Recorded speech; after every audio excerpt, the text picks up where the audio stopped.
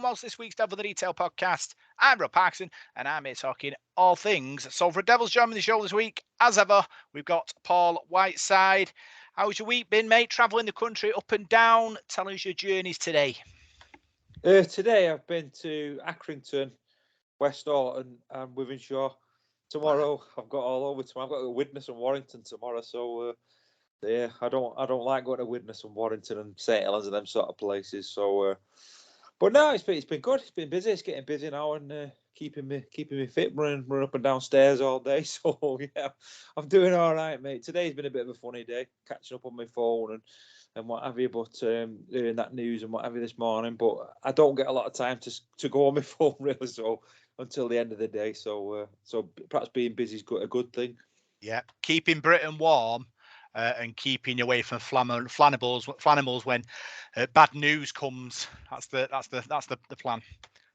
Yeah, that's it, mate. To be honest, yeah, I catch up with stuff and that, and people phone me up every now and again, but it's very rare I can answer the phone because I'm always busy doing something. But no, it's been good. It's been a decent week so far, and I'm looking forward to the weekend, mate. A couple of days off.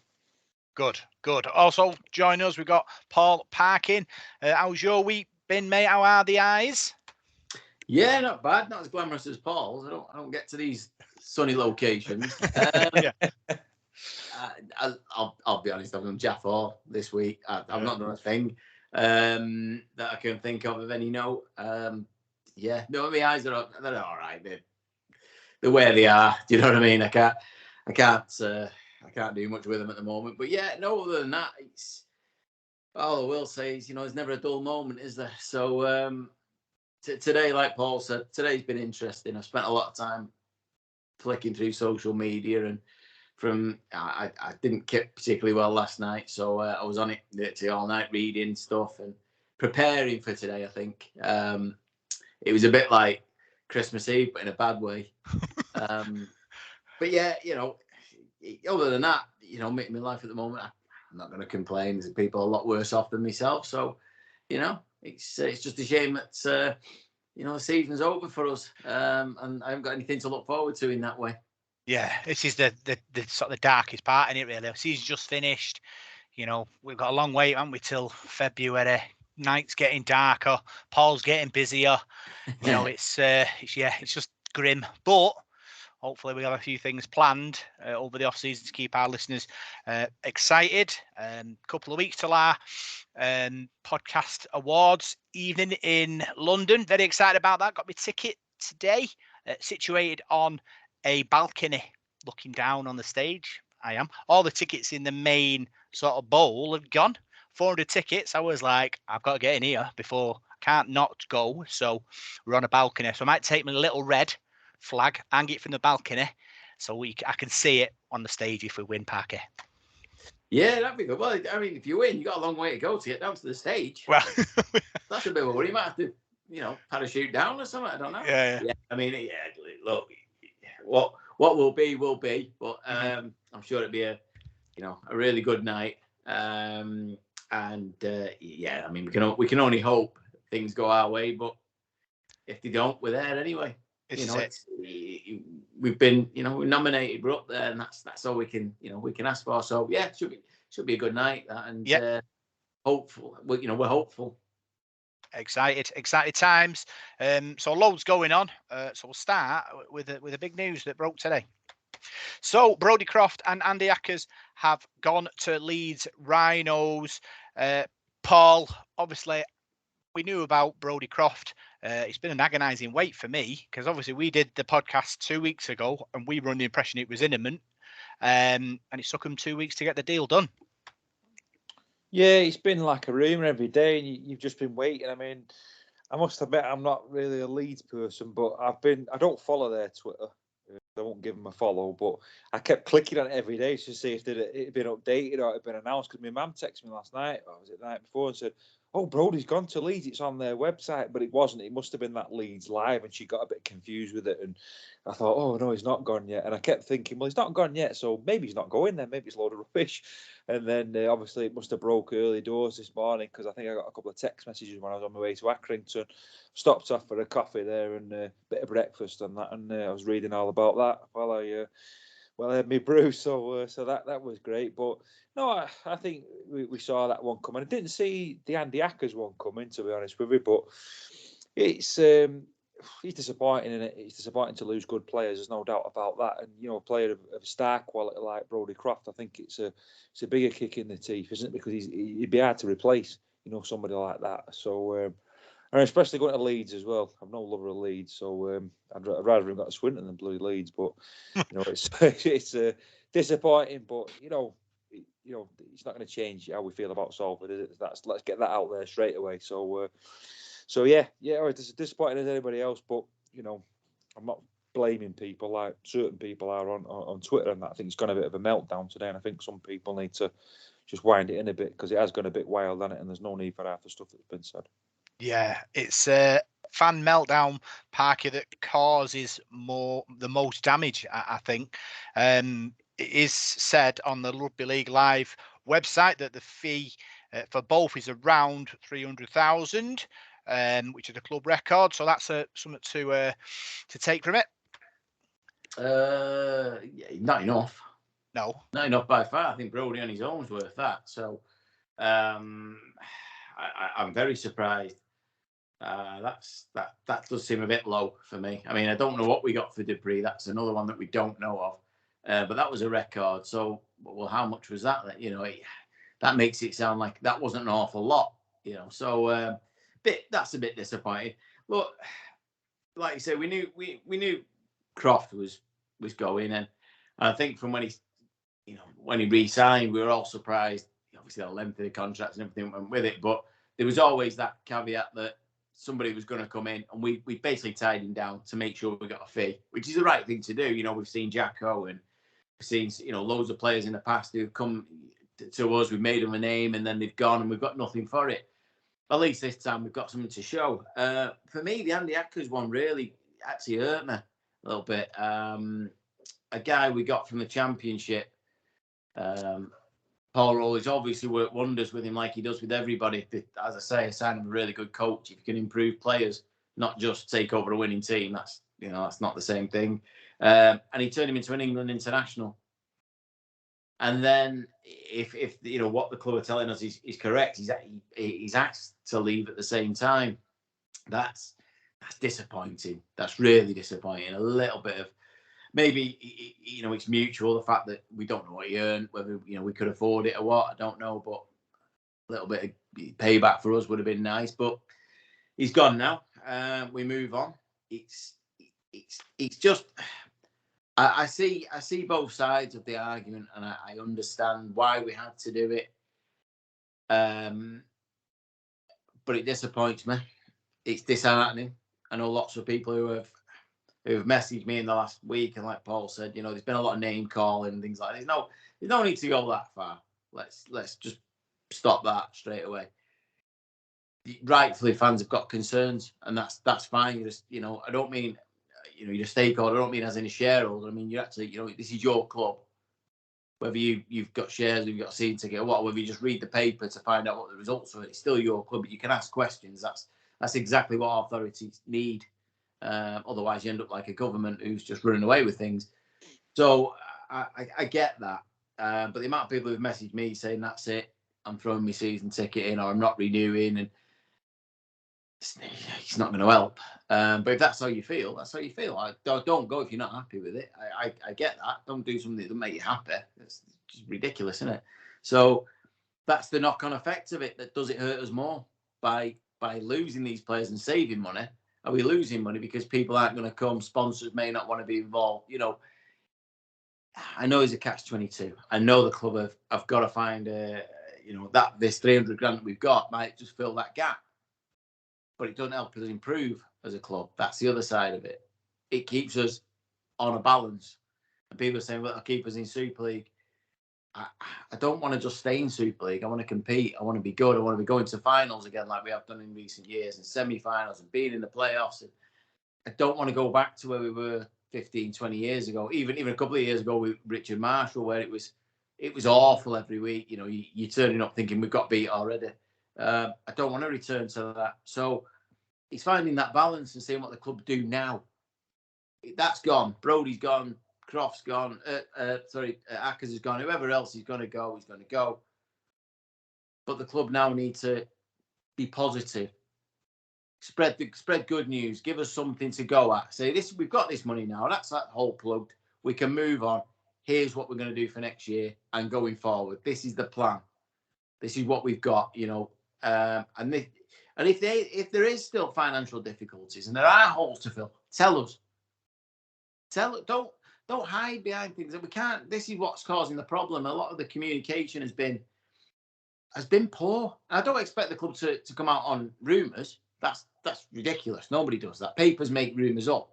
I don't want that. But tell us about the financial situation. Tell us, not through rumours and things we heard behind the scenes, that we struggle to pay the wages at the end of the month. We're going into the bleakest months now where the club get no money. But it's still got to pay players' wages. It's still got to pay the staff. Tell us about it. Be honest. I mean, this email today, again, it went to the shareholders. Didn't go to the season ticket holders. Now, you can get a share for 100 quid. You can pay 300-400 quid for your season ticket. Who's more important here? Why is it not gone to everybody? Why is it a bit of a secret square? Why is it you're in this bit of the club, but you're not in that bit of the club? Tell everybody, be honest, and this will stop half of this name calling, half of these rumours about somebody's pocketing this, somebody's doing that. That's what we need to do. It needs clearing up, and we can move on and forget the whole thing like we have done in the past and just rebuild the club again. Yeah, it's number one, Parker. We're an opportunity club. We bring people in and say, we're going to give you an opportunity to play Super League. They come in, they play Super League. We reward them with a Super League contract, and then they take us to that next level. And if another club comes in with good money, they move on. But we do have this conveyor belt at the moment of people who come in, and our boat is risen because everybody is going up in the direction which the club is going. People are upset, Paul. I get that. Like Parky said, the shareholders, owners got an email to say this is what we're doing, and like Parky said, no one else did. So really, we have a two-tier system where if you're not an owner or an investor, you're not important enough. But is that not what a press release is for? That just goes out to every Tom, Dick, and Harry for them to know. Is that not what a press release is, or do we need a bit more B and C's to go? I think I said to you, Rob, at the time when this stuff come out about the shareholders and the owners, I remember saying to you the club could be opening a can of worms here, because as soon as you say to somebody you own something and you put some money in something, you think that's yours, and then you think that you've got privy to know about stuff, and that's what people are saying now. I own the club. I'm an owner. You're not an owner. You made a donation towards a club, basically. That's what it is. But I'm the same. I think the club needs to just maybe work the way around that and bring it back together, that everybody's part of this club. We're a community club, aren't we? So we were told. So I think if you are a community club, you've got to be in touch with the community. Like Parky said, you've got to engage with the community, let them know what's going on, because otherwise you're not a community club tonight, because you're not getting people involved. So I think these emails and these communications should be going out to all season ticket holders and all shareholder members, because we're all the same. Like Parky said, you're buying 4 season tickets a season, 2 seasons, whatever, putting an awful lot of money in there. To be a season ticket holder is a big thing, whether it's a football club, a rugby league club. You're a part of something there, and you deserve a bit of respect, I think, from it as well. So I think you've got to treat your season ticket holders and your people who put your money up front. I think you've got to treat them with a bit of courtesy and care, because these people are the lifeblood of the club, the ones that are paying for the players' wages. So I think that needs to be changed. But I can't remember what else I was going to say now. I was on a bit of a tangent there. But no, I do. I think perhaps the club went about the wrong way, that share thing. I think things were worded a bit wrongly, and I don't know. I think people sometimes pick the wrong end of the stick up, don't they, and that as well. So there's a lot of that going on at the moment, and people want to know the ins and outs of stuff, and it's difficult. I mean, you've got any sort of football or rugby league club, you say, but you want answers, and that doesn't always come out. No club will come out and tell you everything, because you're a supporter at the end of the day. You're not privy to being in the boardroom, are you? Whatever. So, I get that. I do get that. But I think there does need to be a bit more transparency. If you're asking people for money and asking for people to get behind things, you've got to be a bit more honest with them and keep them in the loop of what's going on. Yeah, obviously the Twitter meltdown, fans getting irate, talking about I'm going to pull this out, I'm going to get my money back, this is a disgrace. We went, there was the Reds Rising meeting that took place in, was it May? Parky, you went, me and Paul were on our holidays at that point, and Paul King did a big speech about what it was all about and how the fans it was all on the fans to get behind it and be active and find opportunities to grow the club. And it seems that kind of message has been sort of missed. Everyone's just left that, and all people want to talk about is the fact that if we've put all this money in, and they said that Salford said that if we put all this money in, we're not going to sell any players anymore. It's a turning point. I've looked back because I was with my mate. I went to a party on Saturday. Slight change of direction, and I was talking to a Salford fan there, and I said to him. So he said, "What do you think?" As well, it's a difficult situation. We'll have to wait and see how it plays out. But the club, like Paul said, might have to pivot, and the Reds Rise thing might have to pivot as well. Where the standing is now, where there's no more money coming in. All these people who have put the money in now have a say or are active. And I said to him, well, we might have to pivot on that. And he was like, there's no way I'm putting any more money into this because they said we aren't going to sell our best players if this happens. And I thought to myself, that's not the kind of thing that Paul King would say. So I came home and thought, well, I'll have a look and see if he did. So I Googled Reds Rise again, and I read all his interviews did with various different outlets. I watched the Reds Rise again video press conference thing that everyone went to, and Parky went as well. And never once does he mention that, you put the money in, we're not going to have to sell players. And there's people out there on Twitter going mad that it's like he definitely said it. He's gone back on his word. It's an absolute disgrace. It's like the Mandela effect for me. It's like a Salford Mandela effect there, Parky, that he's definitely said it when he's not. I think he did say it. Not at that meeting. Not at that meeting. Before that, if we raise this money, we're not a selling club. We're not going to be selling. We're proving that we're not selling. And that I have heard that. I can't say I haven't. I'm not. I don't want to. I'm not taking sides. That came out of the club. Whether it was Paul King or anybody else, I don't know. But I remember hearing that at the time. It was printed. It wasn't at that meeting, because that meeting was a different kind of sort of a different target, really. He probably said it'd help us not having to sell at that point, but we wouldn't have to sell. Of course, you have to sell it. Players want to go. Clubs come in with stupid money. I mean, if someone offered 400 grand for Amir Borough tomorrow, what do you do? You're not going to say, "Well, we're not selling club." I'll drop him off. I'm not knocking Amir, by the way. I'm just saying, as an example. I think the thing was at that meeting as well. It was outlined that how many shareholders or whatever they're called were there. We're now salespeople for the club. You're invested. You to get a return, not a return financially, but on your investment, you need to help us do this, right? As a club, as a community club. Brilliant. How do you, as an individual, when you're disgruntled that your best players have gone, then go and tell your best mate to get involved with the club? And he goes, "Well, why?" And you go, "Well, I don't know. I don't know why. Because I am. That's it." We need something to be able to sell to people. And we're selling our assets.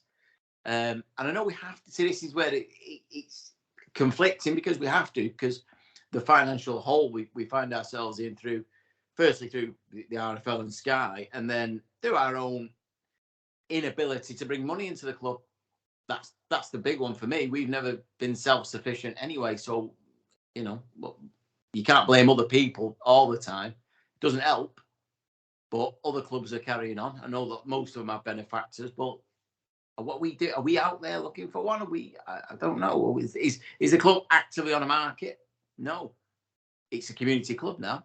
So what would a benefactor get out of coming in and trying to put money in when the shares are already, everybody's one share for 100 quid or 500 quid or 50 million? I don't know. I don't understand how that works now. How would it all have to be ripped up and rewritten, the whole constitution of the club? I don't know. So there's a lot of things need clearing up for me. But the main thing is it is going to get more difficult for the club now to bring people in, fans who are lapsed, perhaps, fans who are at the moment disgruntled, sponsors. This is a problem because all the press is negative. No matter how you look at it, no matter what spin we could try and put on it, doesn't matter. What you read on the internet and in a paper and everything else, what the neutral person reads, what other clubs fans read, is negative about Salford Rugby League. And the worst thing is what players of other clubs read and players who may consider coming to Salford read is crisis. They sell. They got to sell. They can't keep the players. Why would they go there? All this has to be put to bed, and we need a positive spin now. And I don't know how you do that. Going out and signing the next Andrew Dixon's not going to, do that, is it? So, but we clearly haven't got the money to do anything else. So I haven't got the answers, but there's a lot. I understand why fans are annoyed. I just hope they stick with us and hope they go with the heart rather than, anything else at the moment and realise what the club actually means to them. I don't know if it was you that said, Paul, something about the, it's the badge on the front. Was it you or somebody on Twitter said it's the badge on the front, not the name on the back? And that's correct. It's as simple as that. But I understand people at the moment. I understand why they're angry. Yeah. But like I said, if anyone can find anywhere that he said that, tag me in. Because I've watched the video. I've read loads of, I spent 2 hours looking through interviews with different people that he said, and he never said it once. So people are going mad for no reason. To be fair, when he had his interview with Matthew Shaw, he points out what the plans are. He talks about the levelling up fund. He talks about the stadium. He talks about other things, and he also mentions the fact that if we don't get this levelling up fund, he tells us the time scale and what they're looking for. I think he talks about putting 200,000 in, and the levelling up fund is 20-80 split. So we put 200 grand in. Government gives us 800 grand, gives us $1 million. If we don't get $1 million, Paul, then we'll have to sell players. He does say that. So he's been open and honest about what has to happen if the funds don't come. Obviously, the funds we're going to assume haven't come because we're doing this. But he's not hiding anything from me. No, I agree with you. I was a bit cynical about stuff to myself. I didn't say it in public. It was just to myself, really, when all this stuff come out about this community share thing. I remember thinking to myself, can a community club compete at the highest level with the likes of Wigan, with the likes of Leeds, with the likes of St Helens and Warrington as well, and Catalans? And I'm still 50-50. I don't know, because there does come a time where you do need investment to keep up with these clubs. And you can say what you want about we got 300 grand. 300 grand's bugger all in terms of rugby league, mate. 300 grand is paid for Brodie Craft. So your supporters have raised 300 grand, and that's paid for the player.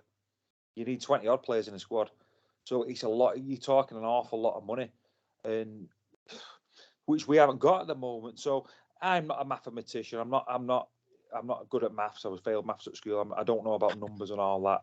I'm not very good with all that. But I remember thinking at the time, 300 grand's not a lot of money in the grand scheme of things. And you could raise 300 grand a season. And that's asking a lot of your supporters that. But say you did raise 300 grand a season, what's that going to pay for? How many people is that going to pay? How many players is that going to be? So it's not a lot of money. So there does come a time, I think, when you do need that investment. You do need sponsors. You need a backer, really, don't you? And if you've not got that financial backer and you are just run by a community, then it really hurts me to say this, but you're probably looking at League One or Championship, because I don't think you can. I didn't want to say that, and I've been killing myself all week thinking it, but it's tough. And how's IMG going to look at it? when they look at it and think, well, Salford, they're a good club. They've got a good community. There's a lot of people there, a lot of heart. But how does that run? How's that financially stable?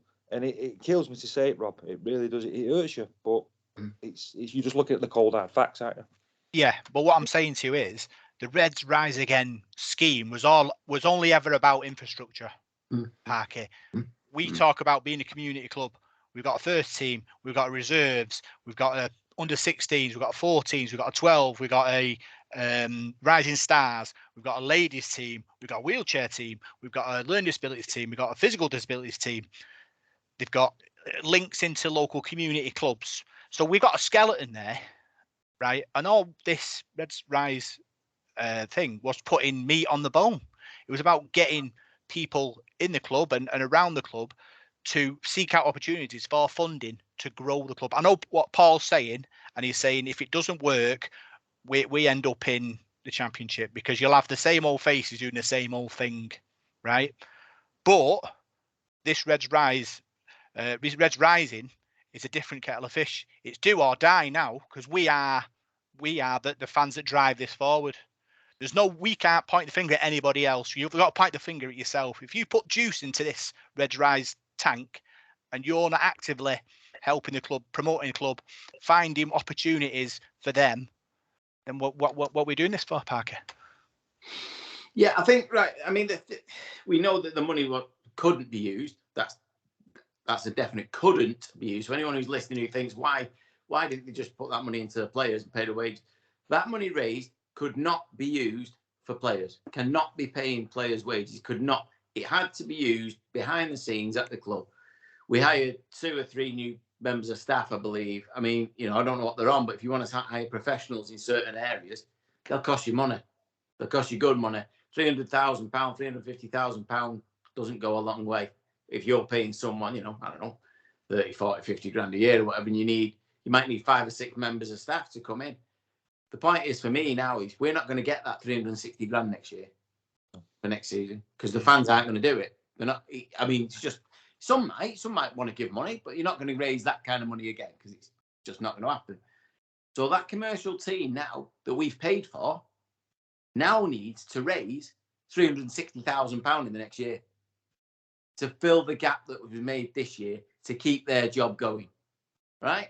Will they do that? I don't know. They might be absolutely unbelievable at their job, and we might be sponsored by Emirates this time next year. Who knows? I don't know. But that money couldn't be used on players, so it's gone. That's gone to where it should have gone. And I agree with you. The stuff that goes on at the club, the teams we've got, the community aspect is as good as anything we've ever had. Easily, this is the most professional setup in many ways. It's the finances that are the issue. Just going on to what Paul was saying there as well. I mean, people go on about what happened to the debris money, and I'm in that camp slightly. As in, I don't know how much we got. So if we got 20 quid, then it went on a new packet of Benson Edges or something. I don't know. But if we got 180,000 for it, right? And our player wage, let's say on average, a player might earn, I did complete ballpark, 1,500 quid a week. Average across the squad, because you have the Brodie Crofts of the world on big money. You'll have on 24 players. How far does £180,000 go to cover them wages? Because that's all it was doing. It wasn't going to go anywhere else. So people need to sort of think before they start having a pop that money, that's nothing. That is absolute peanuts to what it costs to run a full-time Super League club. The money has to come from the RFL and sponsorship. We know that. It isn't doing enough. Sponsorship from ourselves, season ticket holders and fans, and that it all has to come together. And we struggle on most aspects of that. But people need to just do a little bit of thinking, a little bit of maths, and just work out that it's not that easy to run a club. And like I said before, this time of the year now, we've got nothing coming in. We've got no games. No match day sponsorship, nothing. We still got to pay the players. They're still getting paid. The staff are still getting paid. You still got rent and stuff to pay for the training facilities. You'll still need equipment. You'll have kit suppliers coming in to do stuff. A whole range of things are still going on. Doesn't happen for nothing. And unless you've got somebody at the top who can put their hand in the pocket and say, it's all right, lads, I can cover this, you've got to find that money. And that's what Salford are having to do now. Yeah. I think, was it Carl Fitzpatrick, Salford's ex-fullback, CEO of Warrington, had an interview with, I think, Love Rugby League, and he said the average rugby league player is on 75,000 a year. We don't know whether the average Salford player is on 75,000 a year, but as a group, as a pool of people, Paul, that's what he said. So that gives you an idea how much money is needed to fund people. But in a weird way, Paul, I'd like to think that the Tyler Dupree money is in a vault with the Willows turf money and the Myler money.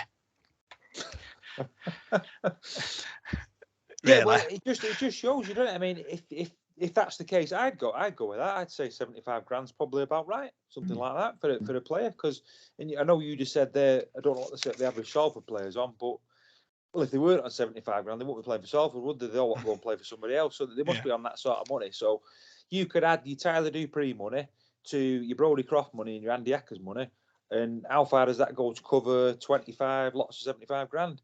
And it doesn't. I mean, you look at the Sky money now is pathetic, isn't it? What we get funded there. So you are looking, like Parky just said, you've got to make that money from somewhere. So, you know, these people that have come in have got to do it, and your community's got to do it, but it's hard.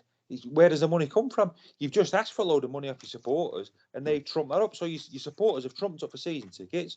They've stumped up a load of money for this, which is people will do. I mean, because people love the club. I'm not knocking that at all. Got some fantastic support, but there comes a time when you can't keep badgering your supporters because your supporters might not have the money anymore. So that money needs to come from somewhere else, doesn't it? And we keep saying, yeah, community this, community that, but where's it coming from? That's what we want to know. And I know what you just said. I echo what you said, Rob, about the great work that the club does in the community. There's no doubt about that. And I think it's fantastic that we've got ladies team, wheelchair team, and all the other teams. But I'm going to say something else again. It might be controversial, but at the end of the day, you can have all these other teams, which is great and it's brilliant. But at the end of the day, the first team, if that's not performing and that's not doing the business, that's your bread and butter. And if that team's crap and is not doing well, your gates are down, people aren't coming, everybody's heads are down. All those other teams below it in the pyramid, they suffer the consequences, don't they? And I don't want to get too depressed over it, but that's my concern at the moment. You know, with the first team, the way things are going. But let's hope we've got some good news and some players are coming in. Yeah, I know the Reds Rise Together group had a meeting. Lots of things were sort of being hatched, which is important. Hopefully, more people will get involved in that group and obviously continue to grow it, bring new ideas to the table, and it's just opportunity. Parky, for me, the more numbers you have, the more ideas you get, and more one will stick. Yeah, I've said it for ages. I've said it probably on this podcast in the past that there are a lot of fans out there with great knowledge and great expertise in certain areas, in different areas that the club might not have even thought of, you know. And I've had chats with people in a bar after the game and gone, that's a really good idea. Why don't you send it to the club? They won't listen. They're not interested. They won't do anything with it, that kind of, and that happens. The only thing is that I know they had these sort of subcommittees and so on the other week or whatever they are, and again, I think we're cutting off a large number of supporters by saying, basically, these people are shareholders or have bought shares to be part of this. But everybody else, do you not want their ideas? Do you not want them to be part of this club? That's my thing. It should be open to everybody to go in and throw your ideas in. And I think you'll get a bit more, feedback. It's this kind of closed shop thing that's worrying me a little bit at the moment. That you're not one of these, you're not one of them. We don't want that. We've had divisions at the club before. It's awful. Us against them sort of thing. There's no call for it. So that needs to be opened up. But I agree. I think it's a great idea. These subcommittees are a great idea. Taking separate parts of the club and giving them to people who know what they're doing or know what they want. rather than just saying, you do that, you jack of all trades, you try and do that trade. It doesn't work. I mean, you see the mess that governments make when they put, somebody in charge of the health department who knows nothing about health but might know something about the military. You're like, well, why don't you put him in charge of the military and let somebody else? That's what it needs at the club. And at the moment, I know they're trying it. I know they've got certain people in place who are good people with the club at their heart, and will try their hardest, but they'll need more people to get involved, and that needs to be opened up. So that's the plan. Got to get bodies, Paul. That's the key. That is what makes this whole thing a success or a failure. Everyone gets involved. Yeah, that's right. The more people that get involved, the better. But there does come a time where you do need to get the money in, and we need to get that investment. So you keep talking about it and saying we're doing this and we're having this committee and that committee. You need results, don't you, in business? And I'm not a business person, but that's the way of the world now, isn't it? And like we just mentioned before about competing with these big teams, and Parky said he wants to see us in semi-finals. Yeah, of course, we all do, don't we? We've enjoyed the last few years, doing well, and the club's done tremendously well. Paul Rowley's done well, and we've recruited really smartly. And I was thinking today to myself, sat having my dinner, and I thought, we've lost Croft, we've lost Ackers, but Paul Rowley's the right sort of guy to have there to mould the team. And if I was Paul Rowley now sat there at home, I'd be thinking, right, you've took me Brodie Croft, you've took me Andy Ackers, what am I going to do? Well, I'll tell you what I'm going to do. I'm going to have a wheel and deal. I'm going to bring some players in, and we're going to be just as good next season. Because it's not about signing big names and all that. He can sign players and make them better players. Parky nailed it before. Andy Ackers came. Bit of a journeyman, really, wasn't it, before he come to Salford. Makes him into an England international. So there's players out there. You can mould players, and I think he'll thrive. I'm hoping he does. I'm hoping he thrives on that challenge. And when we play Leeds next season, let's go and blast Leeds next season. Let's go and I'm not that I'm knocking Brodie Croft, but because get a good welcome. But when the game kicks off, we want to beat them. Let's show them. We took Croft off, we took Ackers off us. We've got to fight, and we always talk about this Salford spirit, don't we? This fighting spirit. You back us into a corner. Well, now that's when you need to come out fighting. I've seen supporters on Twitter and Facebook saying they're handing the season ticket in and that. And when you sign up to be a Salford supporter, don't sign up just to win trophies and be on this gravy train. There's always going to be times when, I think I put something on Twitter today, there's going to be times where it's going to be tough, and you're going to have to bite down on your gum shield, and you're going to have tough times. And if you go through those tough times, surely when you do get to finals and that, you're going to enjoy them that bit better, aren't you? I mean, I remember that Wigan game when we talked to him in that semi-final, and I remember saying to my dad on the way out, blimey, how many times we've been here? The 70 points, we got stuff there, and not that long before, and we've been drubbed there that many times. It was so nice to walk out the ground, your head held high, you just played like that. But to me, you have to earn it. You have to earn those nights by going through the bad times, don't you? And I think sometimes people need to get a bit of a reality check. I mean, I'm waffling on a bit here, but I think now people sort of want instant everything, don't they? Instant success. They want instant food. They want to click their fingers and swipe this, contactless this and contactless that. And it's just the way of the world. But I think sometimes you just got to invest that bit of time and that bit of, invest your heart into the club. And, I think things will be all right. Yeah, I think he's nailed it there, Parker. Final thought on this, Brodie Croft, Andy Ackers. For me, we're at the end of the opportunity cycle. They've departed. We wish them well. We're the opportunity club, and we wait for that next opportunity to come. Yeah, look, this is what I was saying before. We need the club now to come out and give us something. Tell us something. Tell us the direction we're going in. Tell us who we're signing. Let's get these players in. Let's get it done. Let's settle down and build for next season. Give Paul Rowley time to model this next team that he needs. He's the right man for this. There's no doubt about it. He will love this. Not the fact he's losing his best players, but I think he's a scrapper, Paul Rowley. I think he likes having his back to the wall and being wrote off and being told that he can't do things. I think that's the character he is. And the other thing is that he's ideal for us because he knows rugby league. He's a rugby league nut. And he'll know all the players in all the leagues. And he'll know there's gem out there waiting for us. He'll know there's a hooker in League One that he goes, you know what, I can turn him into the next Andy Ackers, if you like.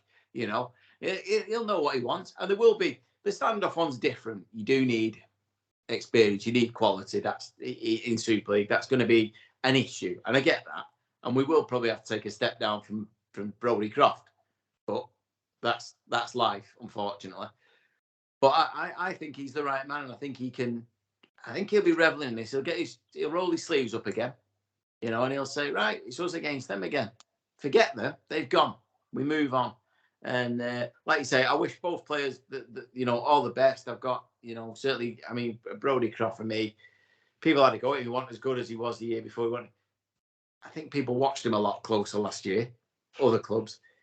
He wasn't, for most of the season, his pack wasn't half as dominant as it should have been. So he's playing behind the beaten pack. If you're a half back, that's no good to you. And yet he still finished. I think he finished above Lachlan Lamb and Johnny Lomax in try assists. Now just let that settle in a little bit. Because Lachlan Lamb was golden boy. Johnny Lomax is, Saints great player. He was still there, still doing it. Carries, I think he finished second in the league or something. I mean, carries, that's not his job. But he did it. He got stuck in. How many tackles do you think he did? A tremendous player. Massively underrated for me. And I think in a good team with a good pack, he will move on again. I'm not sure Leeds is the right place for that, but that's, he paying the money. I don't care. But he's gone. Well done, lads. Thank you very much. All the best. You want to come back? Feel free. Take a pay cut, won't you?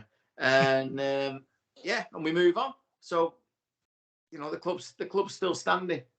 We could be Swinton. We could be Oldham. We could be Rochdale. We haven't got massive fan base. We haven't got a benefactor. We don't have any divine right to be anywhere near where we are. Certainly in the last few years, we have punched well above our weight. And that's due to hard work from people behind the scenes. And those same people now are getting slated for what they're doing. I don't know. I want more honesty from them. But at the end of the day, I know these people aren't doing this because they want to do it this way. It's just the way it is. Yeah. So let's move on to positive news now, Paul. Neen McDonald signs from Leeds. 4-year deal. Plays centre wing. Came from Leeds. I've seen some highlights of him. Good player. Can burst a tackle. Pace. Good lad. Yeah, my dad was telling me today he scored 4 tries at the weekend in an international game. So, yeah, my only concern with him is he a bit of a naughty boy because he sort of walked out on Leeds, didn't he, and went home. And, as long as he's got the right attitude and, he's going to come and do his best for Salford and not mess us about, then I'm all for it. I was a bit surprised he got a 4-year deal with him being 29, but I think he's a good player. I saw quite a bit of him at Lee before he went to Leeds, and he looked a clever player. Paul Rowley, I think he knows quite a bit about him. He's got his contacts at Lee, hasn't he? So he's not daft, Paul Rowley. He signed him for a reason, hasn't he? And just going back to just what we were saying before, it probably leads into this a bit. I know at the moment now a lot's been said about us being in a crisis and things like that, but you think about it, it can change so fast in rugby league. You think back to 2018, we was the rub and rags, weren't we? We were bottom of the table. Fast forward 12 months, you're in a grand final, and I think 2021 we had Richard Marshall there. We were struggling. Fast forward 12 months, you're in a Super League semi-final on a fantastic run. So rugby league can change pretty quickly. So let's turn the negatives into a positive, and I think that's what Paul Rowley will be doing. You'll look at his recruitment now. I think he'll get his recruitment spot on. Just going off what Parky said before, I think he's bang on as well with that. You look at the Championship. There's some good players in there. There's some really good players. I mean, I've watched quite a bit of the Championship this season and seen a few of the highlights. Particularly keeping my eye on London Broncos, who I think we should give them a mention actually because I thought they was awesome in that playoff. Beating Sheffield, Featherstone and Toulouse. But there's players there in that level, and I'm sure Paul Rowley and Kurt Ackers to be looking at the recruitment. Yeah, looked at his stats, Parker. 11 clean breaks this season. Laffey did 5, Cross did 10, Costello did 2. So that shows he's got sort of potential, quite a high meter maker, 2,790 metres, 96 tackle bursts. I don't think he played a full season for Leeds, like I said. Listen, I've got no problem with the signing. I think it's a decent signing. On his days, he's a really good centre. He's built like a Conrad Hurrell, but quicker and better, in my opinion. But that's, I'm not just saying that. I think he is. I mean, Hurrell's got a lot of limitations. He was doing well. He did really well at Leigh, really well, which obviously attracted Leeds. We've seen that happen ourselves recently. I do worry that we've signed a centre come winger when it's not a position we needed. So is there a story here that maybe I'm reading too much into? I don't know, but that's another point. But yeah, no, he's a really good signing. Not a problem with that. Again, I like Paul. A bit surprised it's 4 years. That's a hell of a long time for a contract for someone of his age. But who knows? He might have the best in front of him. The only thing I will say, and there is this thing about him. Oh, he went home and didn't come back, and would he do it? It seems to happen a lot to Leeds. Been a lot of players disgruntled there in recent years. I mean, you look at Tuilola when he came to us. The Leeds fans hated him. They didn't want him there. He didn't like the club. He fell out with it. He came to us, settled into life. He likes being. Some players need love. They need, being told that they're good. This might be the case with McDonald. He might have just fell out of love with Leeds. Same with King. King didn't like being at Leeds. He got a chance to stay at Leeds and came to us. What does that tell you? Why would you do that? Sometimes being happy is more important than the club or whatever else. So I'm not going to judge him on that. I don't know the background behind what's gone on. I don't know what's gone on in his family or in his private life, why he stayed in Australia, whatever it is. Leeds wasn't attractive enough for him to go back. He made himself. They let him go, released him, sacked him, did whatever they did. And we've picked him up. Well, he's a free agent. Brilliant. Go and get him. So yeah, I think he's a good signing. I just, I look at the back line, and again, as it is, besides not having a standoff, it's still decent, still as decent as it was. We knew that. It's our forwards we need to look at, and that needs a lot of work for me. But yeah, no, happy with it. Good signing. From what I've seen of him, always causes problems. Big lad, strong, fast. Got good hands as well for a centre. He's one of them that will offload, a bit like a Timmy Lafay in that way. So, and the way that Paul wants to play, Paul Rowley, I think he'll fit in just right. Yep, career-wise, try every 2 games, which shows, what is all about for me. Talking about players who have tries in them, Ken Seo signs 1-year extension. Parker option for another year. Played 102 games, 78 tries, kicked 13 goals. Solid player, good finisher, just what we need to keep. Yeah, look, I don't want to go over the top about Kenny. I love the man, I do. Legend's a big word, but he's one of the few that have stuck it out. I mean, he was here in 2019 for the grand final, and he's still here now. How many others are still around? That's loyal. He's a clever player, Ken. Really clever. Knows where to be and when to be. And I think if we could get all of any young wingers to learn off someone like him, it'd be special. He's been brilliant for us. A real, probably one of the best we've seen. If I'm not going over the top, I think through all the wingers that I've seen in 40 odd years, yes, he may not be, he may not be Keith Fielding or Maurice Richards or whatever, but you think through the wingers we've had, and we've had some real good wingers. Kenny's well up there. He's tried scoring alone. You look at, like you've just said about his record, phenomenal. And a team that I'd say for the first 2 years he was here, he hardly touched the ball because we never give it wingers. But yeah, brilliant, great news for the club. That's exactly the kind of news, the positive news we need, and we need more of that. I mean, I love the man. Will he get to 100 tries for Salford, Paul? Yeah, I think so. How many you got? 78? Yeah. Ooh, 22. Yeah, I think so. Don't see why not. He's got next season, hasn't he? And you don't know what comes after that. Just take one season at a time. I'm delighted he's staying. I just echo what Parker said about him. I think he's a quality player. But not only that, I think he's a good bloke as well. I think he's a really nice fella. I think he's a really grounded fella. I think he's a bloke. He's not one that's always shouting and bawling, is he? He's just a reliable player. And I think he's one of them that the other players will listen to. He's experienced as well. You look at his try record of where he's been. In Australia and in England, he was at Hull KR for a while, wasn't he? And scored plenty of tries for them. But I think he's he's a real player's player, isn't he, Ken? And delighted that he's staying. He's probably not getting any younger, but he's a very experienced man. I think he plays a vital part in that squad. Really glad he's staying. Yeah, another player who extended his contract to is Amir Burra, signs 1 year extension. Parker, opportunity player, hook and roll halfback, brave as a lion. For me, he will continue his development in a red shirt. Well, this is a massive off season for him now to build and get into Paul Rowley's starting lineup. We need a hooker. We've got one. He's got to prove now through the next few months in the winter that Paul can trust him and put him in. Look, the more he played, the more influence he got, the better he got. I thought this guy's he's too, what's the word? A bit too erratic, a bit too wild, but he'll learn. He is only young and playing under someone like Paul Rowley, who was a great number 9 himself. It can't do you any harm, can it? Again, young lad. I think he's easily the youngest in our squad. We haven't got a particularly young squad, I don't think, but he's easily the youngest.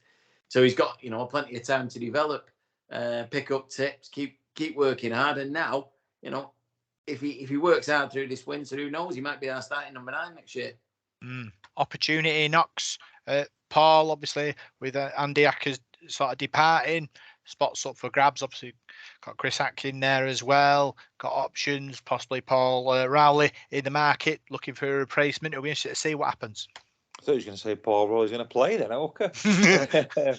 Yeah, well, I think you nailed it there with Chris Atkin. I think if I was Paul Rowley, I'd be getting Chris Atkin working with Amir Burra, because Chris Atkin's another quality player. He's played an awful lot around the hook and roll, and a bit of halfback as well. Probably similar to Burra in his play, but it's a massive chance for Amir Burra now to, you say about opportunities and that, and he's got one now.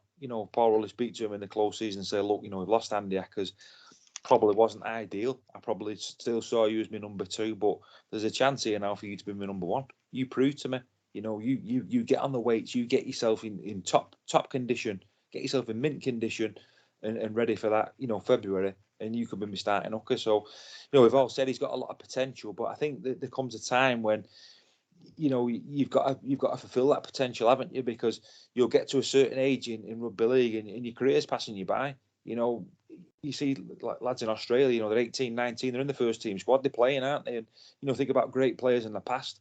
If you're good enough, you're old enough, that's what they say, don't you? So he's got a chance there. And if I was Amir Burra, I'd be busting a gut now to get myself in peak condition and hit the ground running.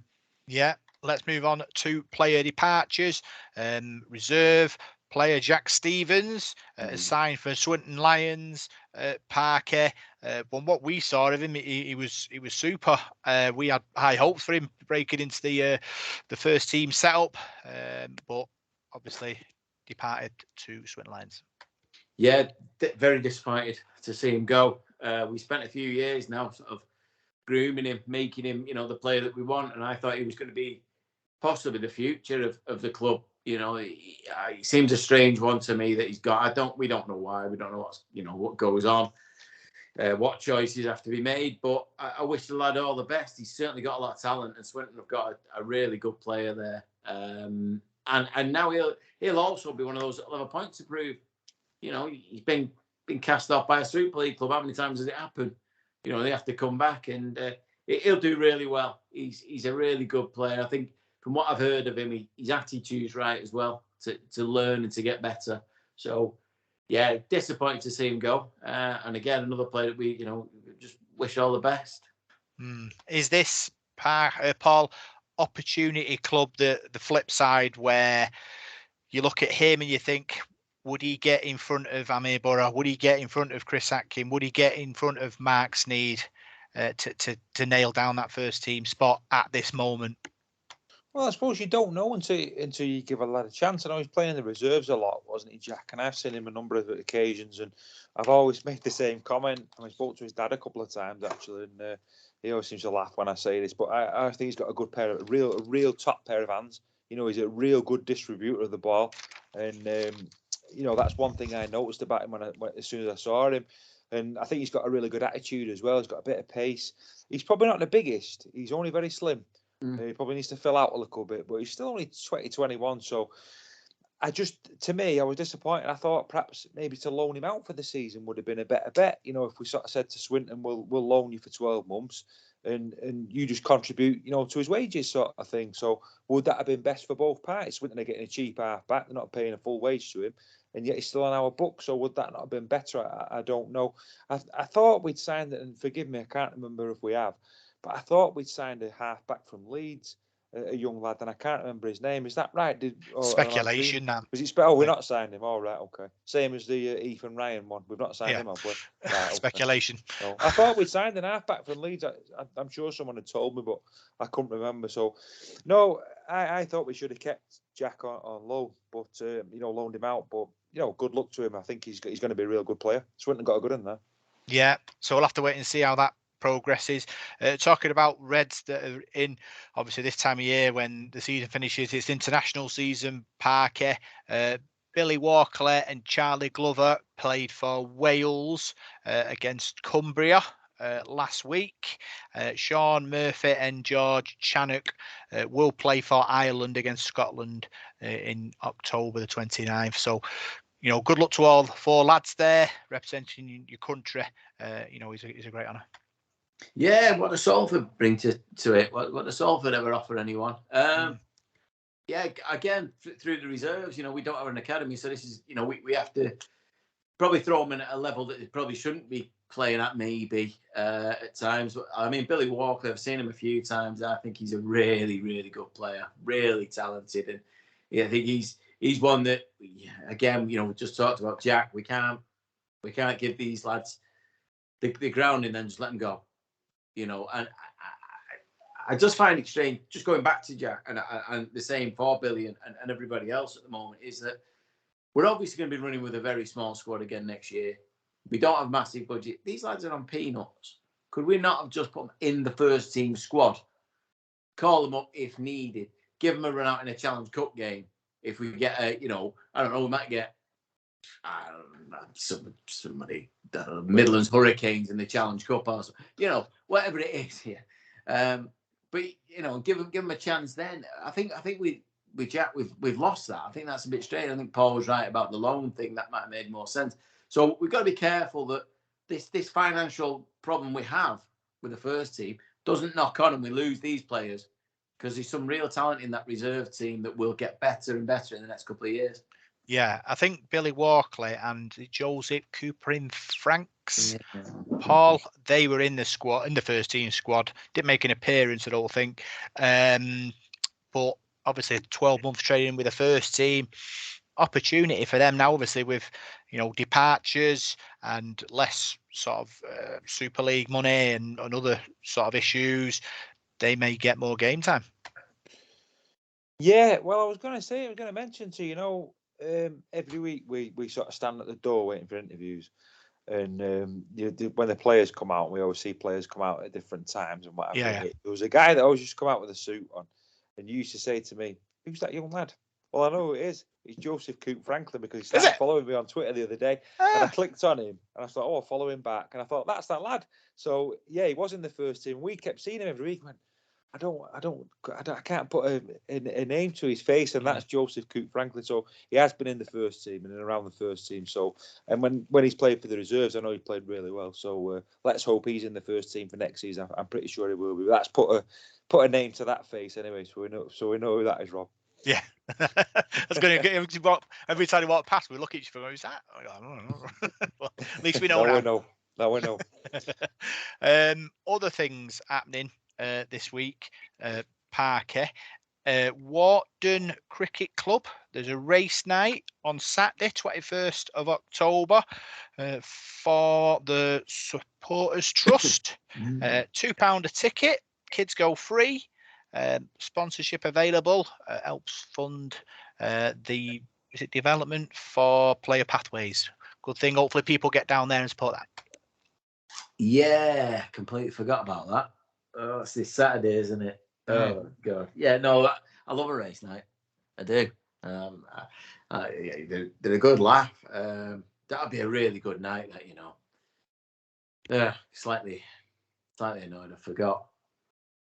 Anyway, I'd encourage anyone to go. I mean, if you've been to a race night, you know what they're all about. They're a bit of fun. We used to do quite a bit of Willows in the tavern. I remember having them quite a few times there, and it was always a good laugh. And yeah, it raises much needed money. I mean, again, we go on about the hole we need to fill. We forget, Supporters Trust last season handed over 40 odd grand to the club, not to be used on players and so on, but for equipment and for things like exercise bikes. When they break, somebody's got to pay to get them fixed or buy a new one.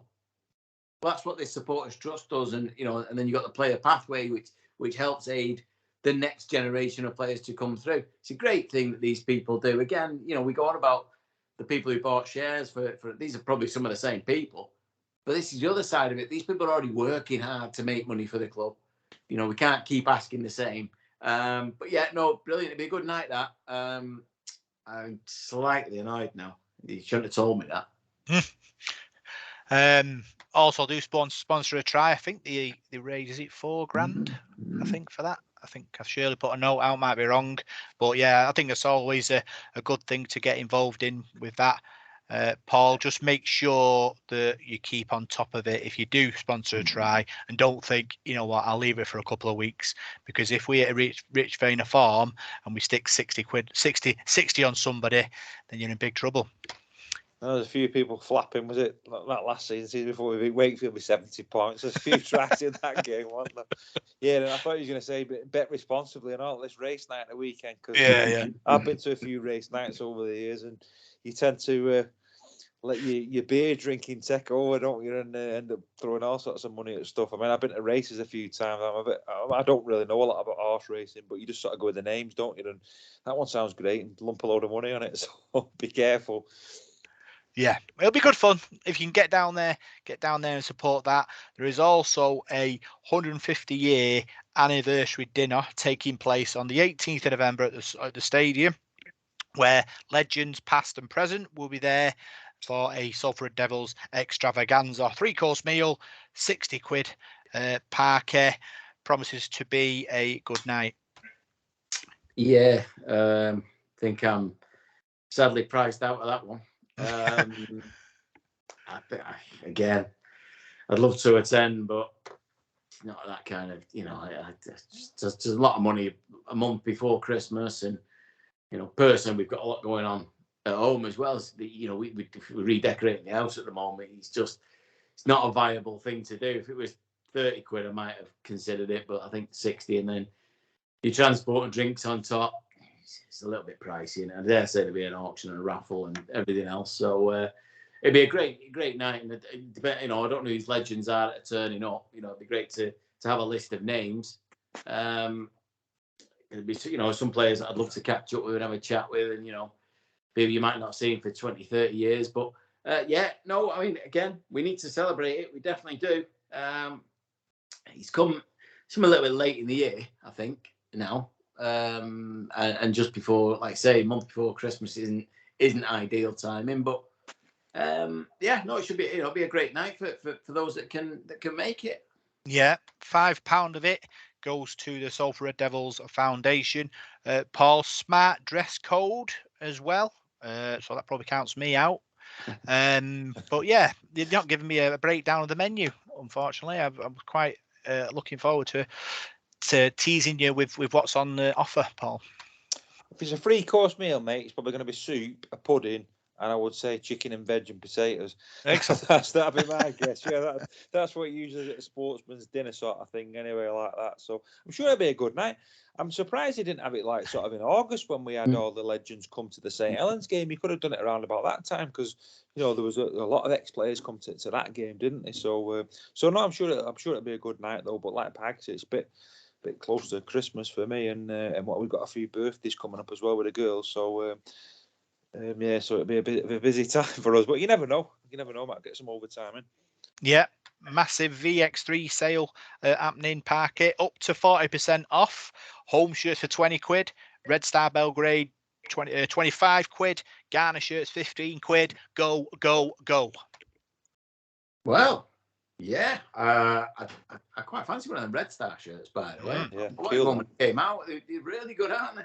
It'd have been interesting to wear one of them a few weeks ago when the football team were in Manchester. That'd have gone down well. I think I'd have had to avoid the blue half of Manchester. But no, yeah, absolutely. VX3 have been brilliant with us, haven't they? They've had some great gear all year. I dare say a lot of what they're selling now will be the 150-year stuff as well, because it's got a limited lifespan, hasn't it? But yeah, no, I'd advise get hold of what you can at the moment while it's on offer. Like I say, Crimbo's coming. A lot of presents, so if anyone's feeling generous, I'd probably go medium, large, maybe if you fancy it. But yeah, no, there'll be plenty of stuff on there. I might have a look at it, see what's on, get it, see what I can find. But I do fancy one of them Red Star shirts. 40% off, Paul. It's clothes, not players. Just have to remind you that. I always say that before. What Black Parky said, that Red Star shirt's nice. Yeah, Ellen just come into the room then, but she's gone now. But yeah, I don't mind one of them, Ellen. But yeah, it looks like some good stuff. You can't whack that though, can you? 40% off. It's pretty good. I don't know if we're going to have I presume we'll have a new shirt next season, won't we? A new kit, but we usually do, don't we? But no, 40% is pretty good, and the gear's good. I think the shirt's been great the last couple of seasons. It's been good. It's been really good. So yeah, cool. Yeah. Other exciting news: the Red Star campaign starts for year 10, year 11, November, December, January. Training Parky, opportunity for obviously the youth coming through to get a taste of rugby league. Yeah, they do a lot of great work, don't they? From the foundation team and so on with these training courses. Like I say, earlier this year, my nephew was on one of them, and he loved it. It was great fun. He got him back into playing rugby league again, and now he's back at Folly doing his thing. So, yeah, it's a great chat. We're fighting hard against football. Let's be honest, in this area, so we can get people involved, as early as possible. Get them to enjoy the game, find out what it's all about. Once we've got them hooked early, you've got a great chance. And I can't fault the club for that. Again, we're going about the community stuff, and that's again just giving people a chance to get on these courses and see how good you are. These lads come from amateur clubs, come together, and hopefully we'll be finding the next big thing coming out of Salford, the next Adrian Morley. You never know. Yeah, it's a Rising Star, not Red Star campaign. Keep your eye on that. The PDRL and the LDRL are recruiting. Obviously, great season for them both last season. Paul, obviously, hopefully more people get involved. Squad gets bigger, and it's great for the community. Yeah, of course it is. Yeah, it's been really good. I think people have enjoyed it, haven't they, the last couple of seasons? And it gets people involved, gets people playing rugby league, and spreads the word that not only rugby league, the club as well. So I think it's worked really well, that. Yeah, so that's on the news. And now we'll see what's happening in the world of rugby league with Whitesides World of Rugby League. So that was Whitesides World of Rugby League, and now it's the moment we've all been waiting for. For 4 weeks, we've been keeping hold of the names who have won the Devil in the Detail Player of the Year Award 2023, and now we're going to announce it. Parker, excited? Yeah, I'm just trying to find it. Yeah, I am. Yeah. Got it. Yeah. Sorry. Yeah. No, nothing like being prepared, and that was nothing like it. You styled it out there, Parker. Well done. Yeah. It's been close. It has been closer than I expected to be this year. We had no real runaway throughout the season. There've been little spurts from certain players.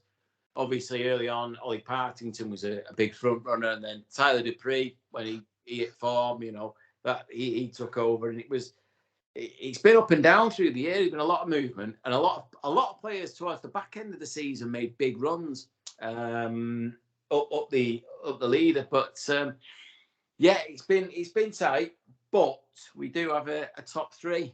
Before you give me the results, what was it like running it? It's not an issue. It's not an issue if you Good. do it within the week of the game that's just been. If, however, you leave it for approximately 2 months before you decide to start doing anything about it, and have to go back to Devil in the Detail Twitter page for 2 months of 700 different tweets.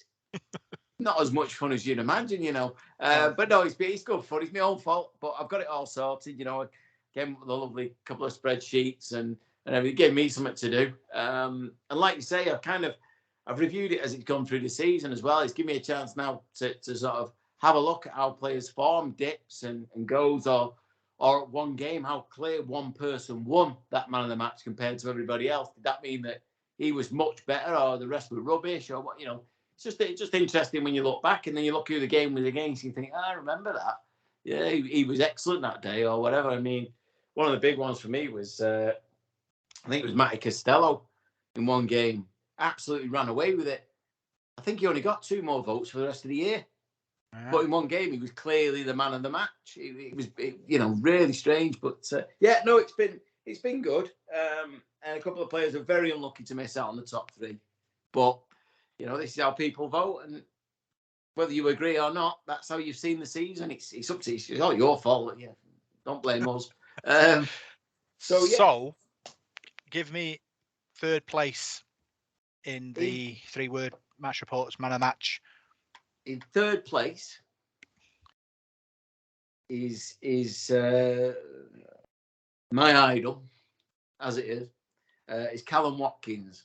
Callum Watkins, 3rd place finish. Paul, thoughts? Yeah, I think thoroughly deserved it, Rob. I mean, you could have given Callum Watkins 1st place, couldn't you? And I think he's been consistent all season. I think supporters see that. You know, when we read the 3-word match reports out, there's always plenty of mentions for Callum. I think he's probably got at least a vote a week, hasn't he? He always gets a mention. You know, I think he's been great. I think he's been a revelation. You know, just echo what Parker says about. I know Parker thinks an awful lot of him, but I think he's a really good leader on the pitch in attack and defence. And you know, despite his aging years now, I think he's still got a few years left in him, and I think he'll be a vital part of the team next season. Yeah, like I say, captain fantastic, works every week, plays through sort of injuries as well, inspiration. Parky, I know he's one of your favourites. Well worth that 3rd place finish. Yeah, every week he does something that I look at and go, that's what a real quality player does. That's how, and it's what he does away from the rugby and everything else about him. His aura he gives off. There's just something about the man that's, you know, and I think as a club we need to use him more. I really do. Get him out into the, you know, the schools and businesses, because people love him. You know, he's such a well-spoken lad, and he's clever. He knows rugby league. You know what he achieved at Leeds in that team in that era there. I mean, how many grand finals did he play in? I don't know, but then he went off to Oz. He had that experience. He came back. He came to us, to his hometown club, and now he's skipper of it. I mean, you know, he's just been a great career for him. And like Paul said, he's easy got another few years yet. Coming back from that knee injury the other year, was it 2021? That was huge. That could have ended him. But that just shows the level that the man's at, that he came back, and he came back better. Played in the 2nd row, moved position, and then ended up playing centre in the World Cup for England. Yeah. Incredible player. Incredible. Yeah. So, 2nd place finish in the 3-word man of the match report. Parker, who finished 2nd?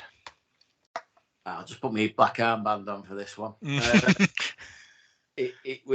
It was the only player to get a vote every single week. Right. At least one vote in every single match. The only player in the whole squad to manage that. And that was Brodie Croft.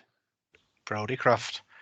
Now, people tell me he didn't have a great season. And yet when you look at 3-word match reports, he must have done something right, because, like I say, you get votes every week. So people were seeing something in him quite clearly. And I agree. I think he got unnecessary, well, not stick, but probably not enough praise last year. A great player, and obviously, sadly now on this day as all days, he's moved on. Yeah, 2nd place finish for Brodie. Paul, like people say, he was a class act, solid defensively. Obviously moved on to pastures new now, but like Parky said, these 3-word match reports gives you an idea of what people thought of him. Yeah, I've heard a few people say this season. He's not been as effective. He's not been as good. He's this, that, and the other. My answer to that is you don't know anything about rugby league. If you're saying that about him, you know nothing. Because I remember the Catalan game away from home. We got absolutely battered that day. He was one of the best players on the pitch. I think he made about 5 line breaks. He did about 20 odd tackles. Yeah, he's not playing in a side that's winning matches every week like they were doing last season. But you've just got to look at the work that he does and the breaks he's making, the try assists. You can see a standout player, and he is a standout player. And I think if he gets in a side that's got that bigger pack and got that protection around him, and he works with another halfback that's on his level as well, like he's got Sneed at Salford. I think we were probably 2 or 3 players short of a really, really good side. Whether he'll get that at Leeds, I'm not too sure. But he's a class player. He's a class act, and I think he'll do well for Leeds because he's got a good attitude as well. He's a worker. He's not somebody who sort of does a great break and then pats himself on the back and hides out in the 3/4 line. The amount of tackling he does and the bravery that he shows, he'll tackle anything. Someone runs at him and he'll put you down. He's a really good defender as well. So I thought he'd be in the top 2 or 3 definitely because he was so consistent for me. So yeah, I think it's a real shame that he's gone because he was a real top player for us and still a bit gutted. But I think he deserves his second place, if not first place, for me. Yeah, going to hold on and not announce the winner of that just yet, Parker. We're going to move on to the ladies and their Player of the Year, Devil in Detail Player of the Year 2023. 5 nominations. We shortlisted them, put it out for our listeners to vote on, and the final 3 are in. 3rd place, Parker, Alex Simpson.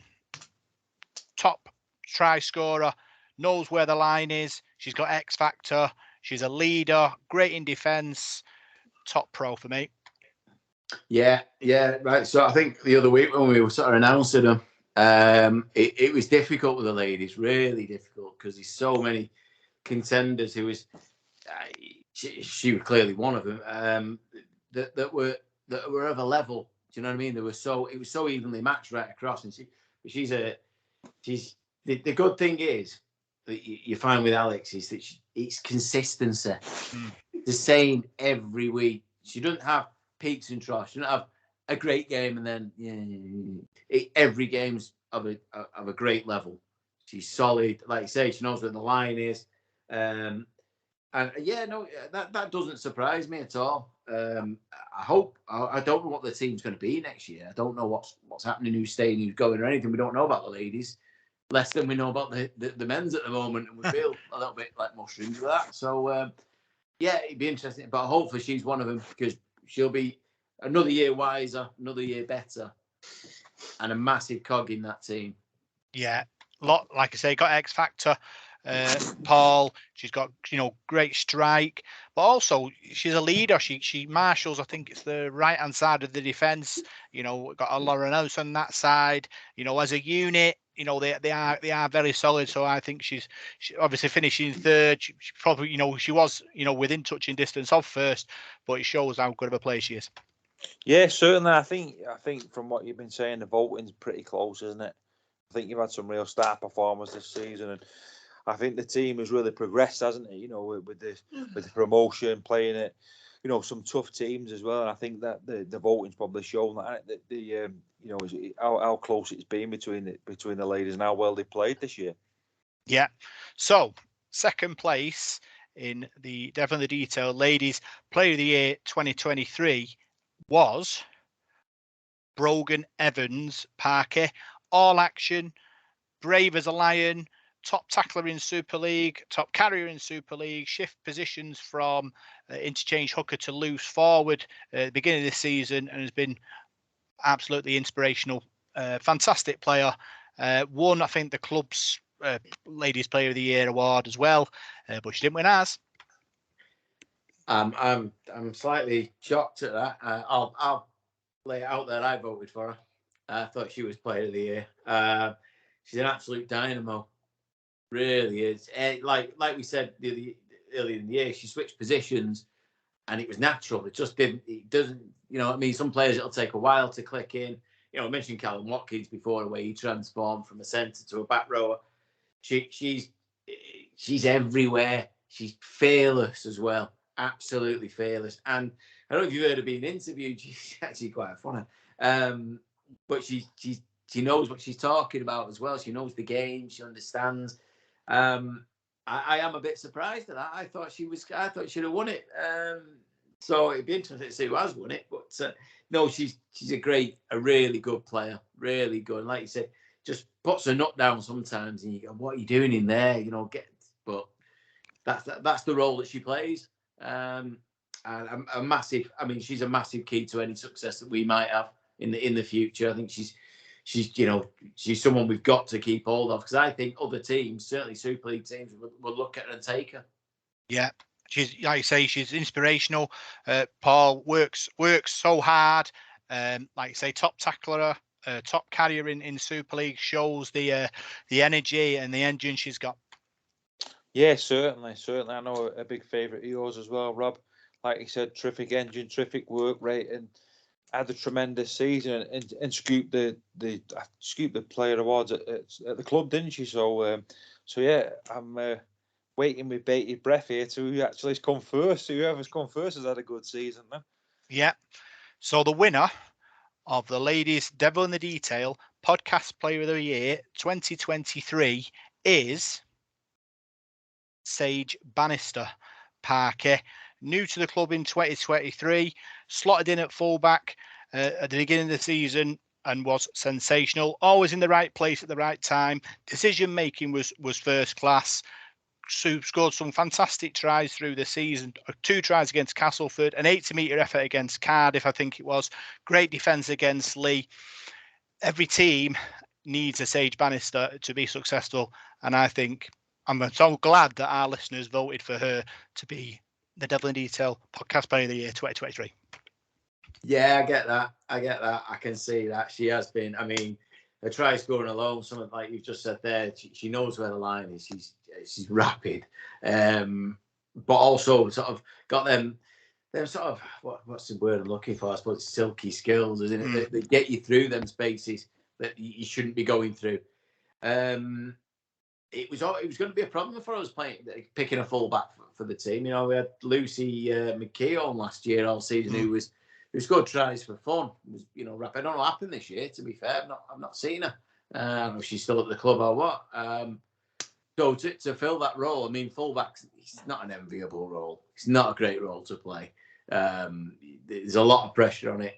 And I think Sage really was set to just play wing, wasn't she? I think that was going to be her thing. But no, she has been good. I didn't. Yeah, I probably overlooked Sage a little bit there. But yeah, she's had a really good season. Some of them tries well worth watching back. If you've not seen them, they'll be on RDTV or wherever. You probably find them on YouTube or something. Have a look at them because they're as good as anything you'll see in the men's game. So yeah, no, that's richly deserved. I get that, and yeah, as much as I voted for Brogan, I can accept that. It's a decent choice. Yeah, Emerald Hickey said I think it was her first season in rugby league, which blew my mind, Paul, because obviously we get to see the games and sort of the movement and decision making. You know, I thought, no, she must have done this before. I think she's a worthy winner. She was brilliant. Like I said, you know, the tries against Castleford, the tries against Cardiff. You know, what a player. Fantastic, yeah. And like you said, I've seen some of the tries from some of the games where you sent me the videos and that. You know, pace to burn, absolute pace to burn, and tremendous season. And let's hope we can keep it up for next season now. So yeah, a definite worthy winner. Yeah. So here's Sage Bannister receiving her award. So that was Sage Bannister receiving her Devil in the Detail Ladies Podcast Player of the Year 2023. Congratulations for everyone on the podcast, and we look forward to a successful 2024. So here's the big one, Parker. Devil in the Detail Podcast Player of the Year, men. Lots of runners. It's very, very tight. Could be anybody. Well, yeah, just like you say, just to mention a couple that literally missed out on the third place, and I mean literally by 1 and 2 votes were Big King V, who came on really strong in the back end of the season and had a great run and picked up quite a few man of the matches along the way there. Kenny Seal and and Mr. Utility himself, Chris Atkin. Them three just missed out. I mean, Chris Atkin, if he played every week, would probably walk away with it. He's superb, isn't he? Doesn't matter where you stick him, he just does it. But yeah, so without further ado, the 2023 Devil in the Detail, hopefully not cursed, man of the match, 3-word match report winner is Ryan Briley. Ryan Briley with the 3-word man of the match award win. We'll have his acceptance speech shortly, but we'll go on to the main one. The Devil in the Detail podcast player of the year. 3rd place in that poll was Chris Atkin. Like you said, Parker was a close contender in the 3-word match report. So man of the matches, but like you say, he's Mr. Reliable, he's Mr. Versatility, brave as a lion, and obviously finishing 3rd in such a sort of a tight, close run thing shows how good he is. I think it does. I think it shows for someone that doesn't play every week or certainly doesn't start every week.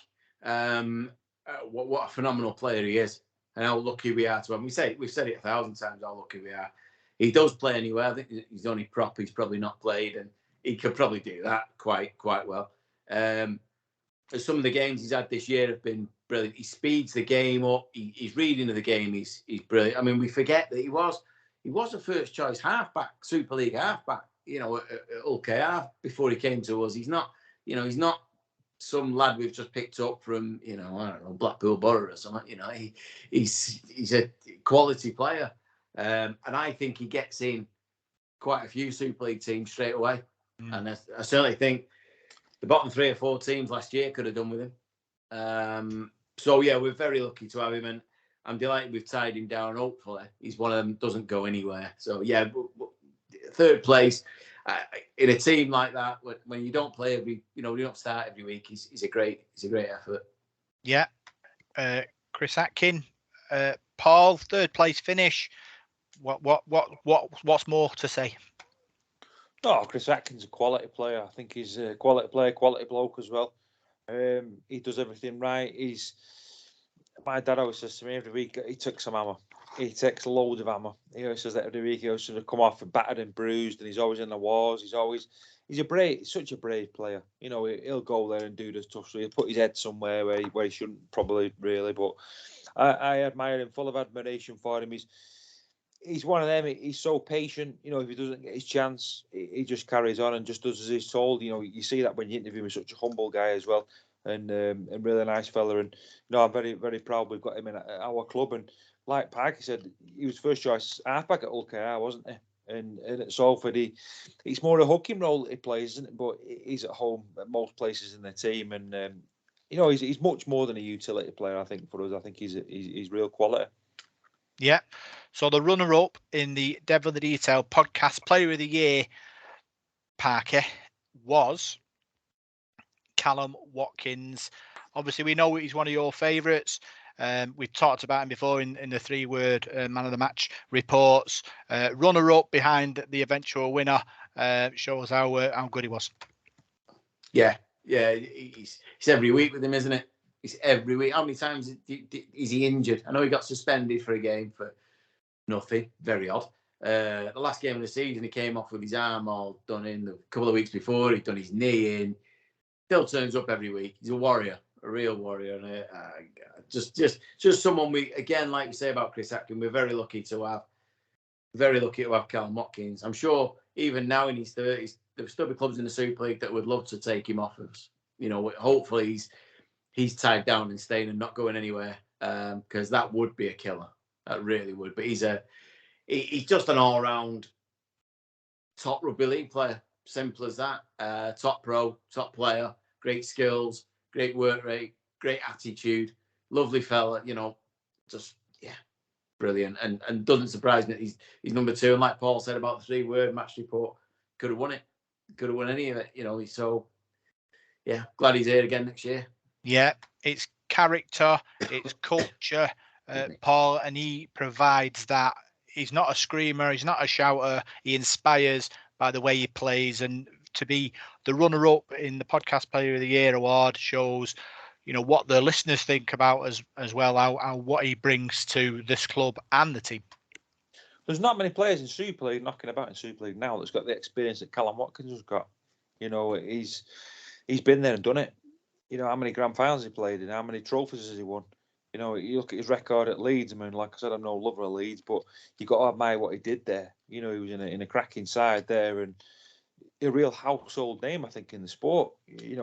A lot of people outside of the Salford bubble have heard of Callum Watkins. He's a quality player, international player, and great leader. Like you said, he's not, a big, loud, sort of screaming sort of player, is he? He's a sort of quiet, humble guy, and he's very humble when he talks to him as well. But he's probably the most experienced player we've got in our squad, isn't he? He's the amount of games he's played. I bet he's not far short of 300 matches, is he, throughout his career? So no, and I think he's about 32 now. It's why I'm hoping he's got a few more years left in him. I think he's been a revelation since we moved him to the back row. I think he's took to it like a duck to water. He's so solid. He's so big as well. I think Parky's commented that a few times, and I was never that sure. But seeing him close up, he's massive. He really is a very imposing figure, and I think he's gonna do a great job for us next season. Well, we're gonna need players like Callum next year.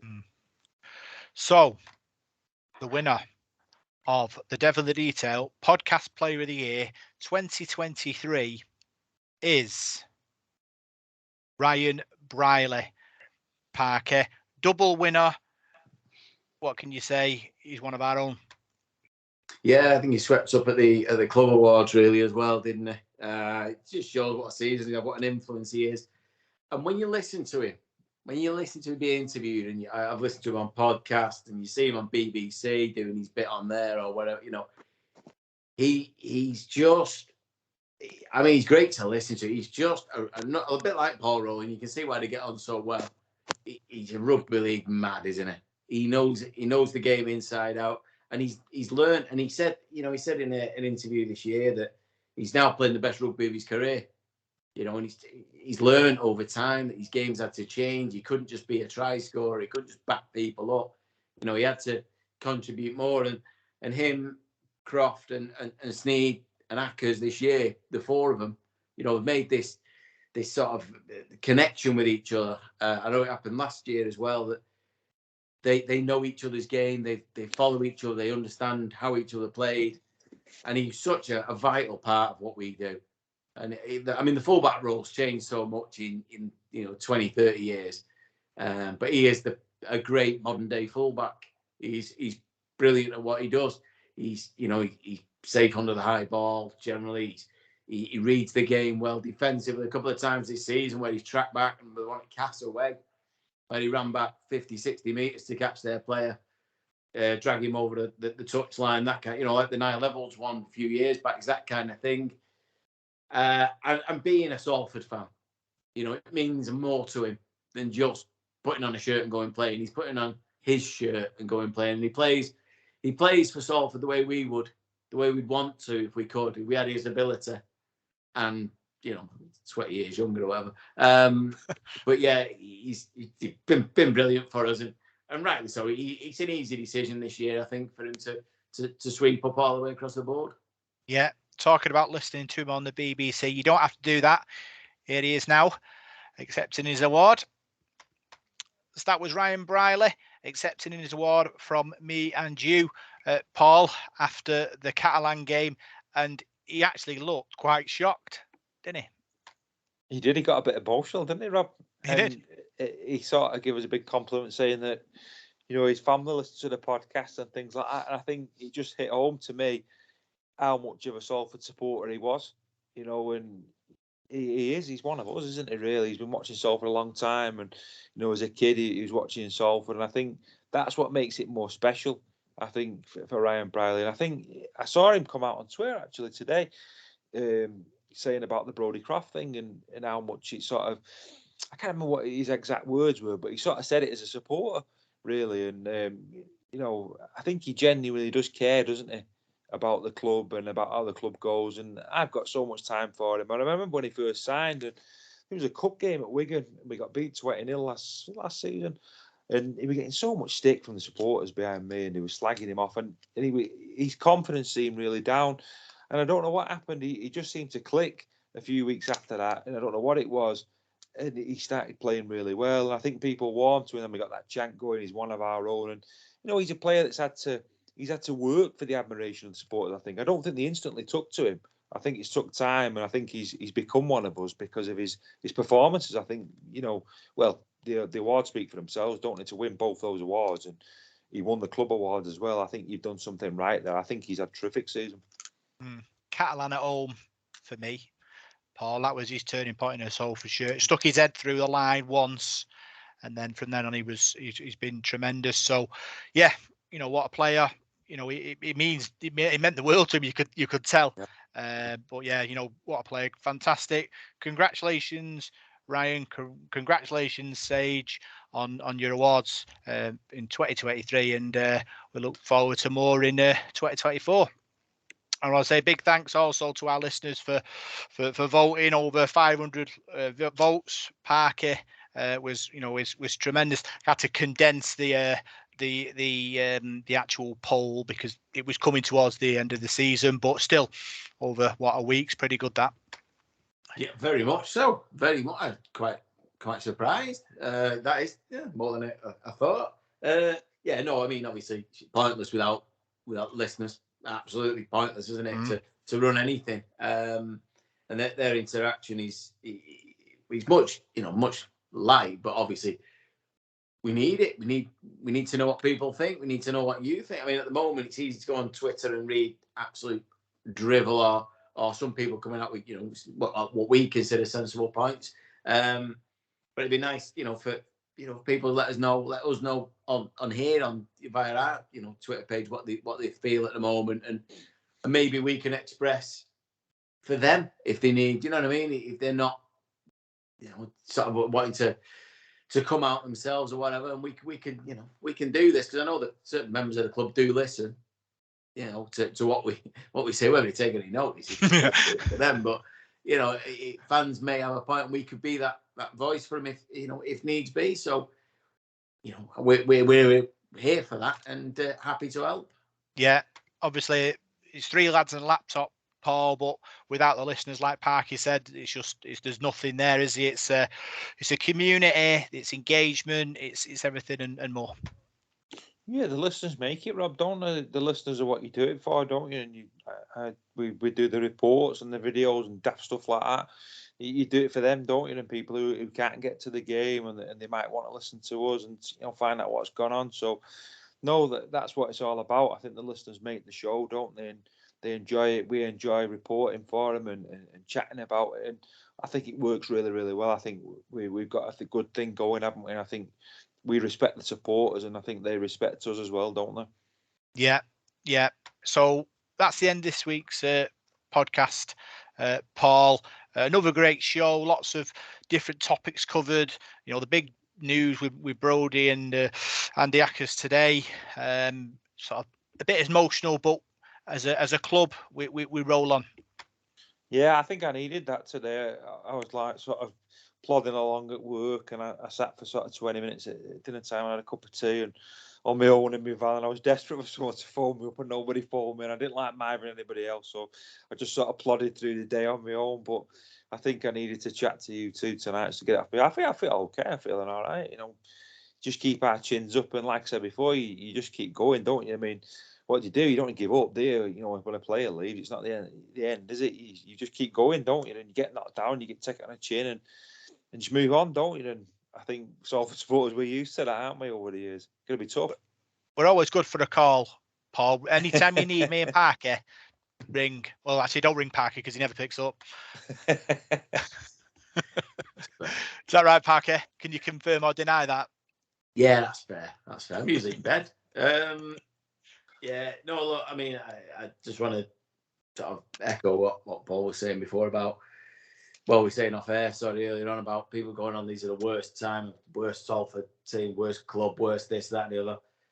If this is as bad as you've seen it, you've not watched us very long, have you? I mean, I could easily, we mentioned earlier about the early 80s, how grim it was. I mean, wow, 1,300 people turning up at the Willows and stuff like that. There were tough times. And then you go on to to later time, the 2000s, late 90s, 2000, we had some absolutely awful times. And then if anyone's forgotten the church hall and what happened that night, and you think this is bad,